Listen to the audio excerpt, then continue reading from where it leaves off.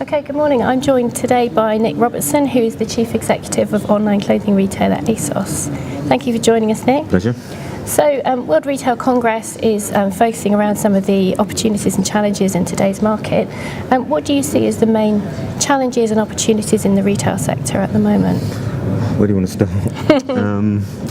Challenges are, they're pretty clear, aren't they? They are kind of the macroeconomic ones, and it varies by sort of customer group, but certainly for our younger 20-something, they are challenged.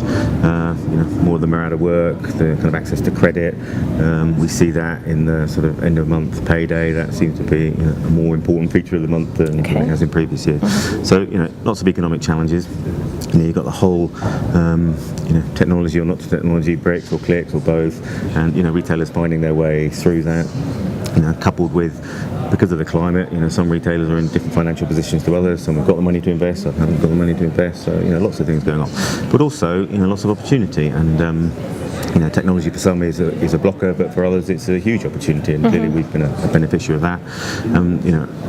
The follow-on from technology is the kind of internet, and then the internet and the global opportunity that offers. So there are challenges, but also I think at a time like this, when the internet is evolving as quickly as it is, and the international opportunity, then there are probably more opportunities in retail than there have been for a very long time. So thinking about the e-commerce particularly, because that's been successful evidently for your business, there are more businesses now starting to invest online and to use online to grow internationally.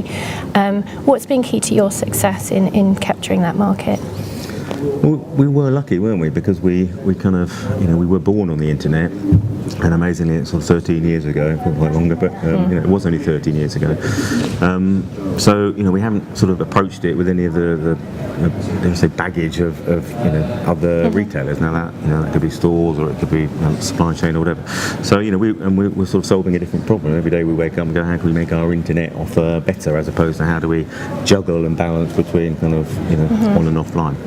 So I think that's been a huge advantage, and also I think we, because we opened up sort of a new space effectively, we approached it differently. The problem we were trying to solve is how can we make our 20-somethings lives easier around fashion. So for us, it was very obvious to put lots of appealing brands under one roof. Whereas if you're a single brand retailer, that wasn't perhaps your natural sort of instinct.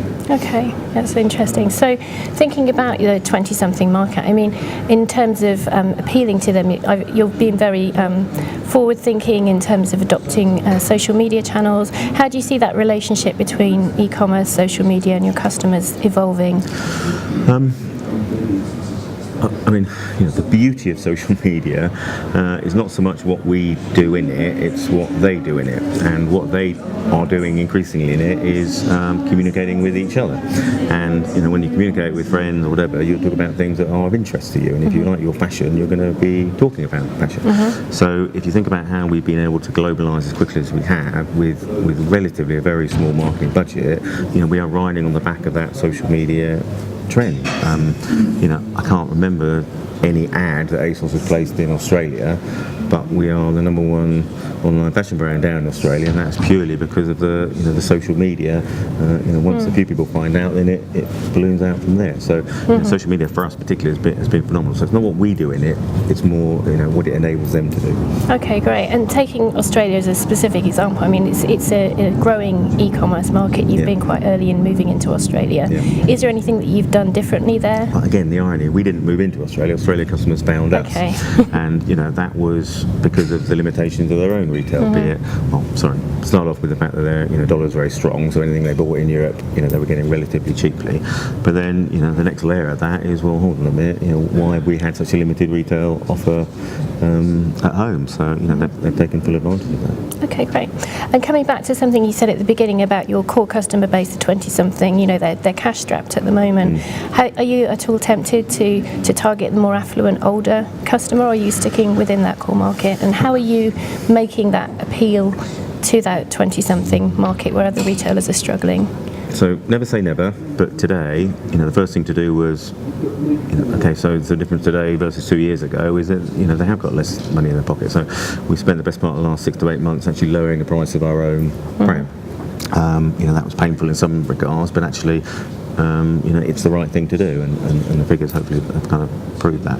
So first is to kind of make sure your price points are reflecting the new kind of 20-something spending power, but also because we're globalising quickly, we don't need to sort of broaden out the target demographic in the UK. I'd rather be focused, do what we do that as well as we can do, and then search out that 20-something customer globally, of which there are a lot. The stat that we all talk about internally is that 3% of global 20-somethings reside in the UK. The other 97% reside outside the UK. So you can see where our opportunity.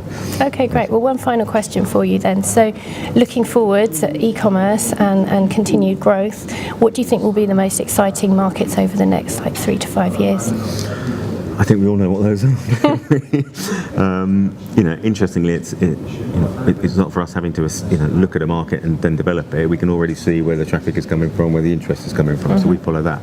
And I wouldn't be giving anything away if I said we've been very surprised by traffic from Russia, very surprised by traffic from sort of China and Hong Kong. That's great. Thank you very much for your time. Thank you, Nick. Pleasure.